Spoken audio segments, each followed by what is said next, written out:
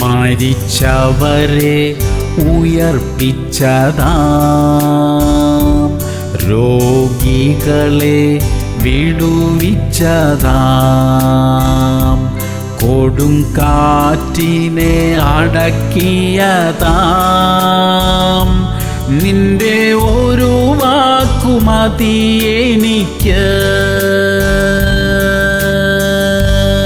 മത്തായി 8:26. യേശു കാറ്റിനെയും കടലിനെയും ശാസിച്ചപ്പോൾ വലിയ ശാന്തതയുണ്ടായി. പ്രിയമുള്ളവരെ, ഏതു വലിയ പ്രശ്നത്തെയും പരിഹരിക്കാൻ നമ്മുടെ കർത്താവിന് കഴിയും. കൊടുങ്കാറ്റുപോലെ പ്രശ്നങ്ങൾ സൃഷ്ടിക്കുന്നവരുടെ മേലും സർവാധികാരി നമ്മുടെ ദൈവമാണ്. നമ്മുടെ കർത്താവിനാൽ കഴിയാത്ത കാര്യം ഒന്നും തന്നെയില്ല.